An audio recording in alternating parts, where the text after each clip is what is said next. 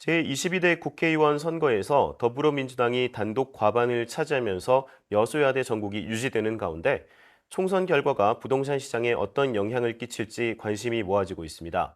부동산 전문가들은 총선 결과와 관계없이 부동산 시장 규제 완화 기조는 유지될 것으로 예상하면서도 이른바 부자 감세 추진과 주택 임대차 보호법 개정 등에는 제동이 걸릴 것으로 전망하고 있습니다.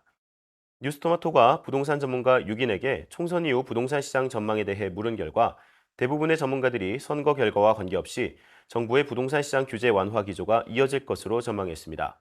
권대중 서강대학교 일반대학원 부동산학과 교수는 총선 공약으로 나왔던 내용들 중 여야 합의가 필요 없는 군사시설 보호구역과 개발 제한구역 일부 해제는 지속적으로 추진될 가능성이 높다며 나머지 법안에 대해서는 여야가 합의를 하는 과정에 진통이 있을 것으로 예상한다고 말했습니다.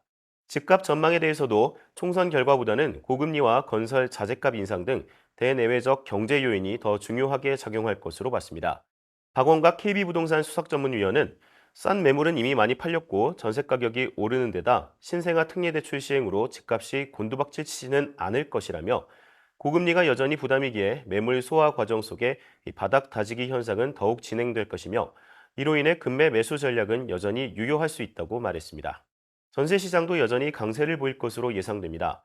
서진영 광운대 교수는 임대차 보호 3법이 그대로 가면서 결국 고가 전세로 수요가 증가할 것이라며 전세 사기 여파로 빌라보다는 아파트 전세 수요가 계속 증가할 것이며 고가 전세로 갈아타지 못하는 사람들은 이 보증부, 월세 등으로 이전할 것이라고 예상했습니다. 다주택자 등 이른바 부자 감세 정책에는 제동이 걸릴 것으로 보입니다. 윤지혜 부동산 R114 수석연구원은 세제 개편 이슈는 야당의 부자 감세 민감도를 고려할 때 적극적인 추진이 어려워질 것으로 예상했습니다.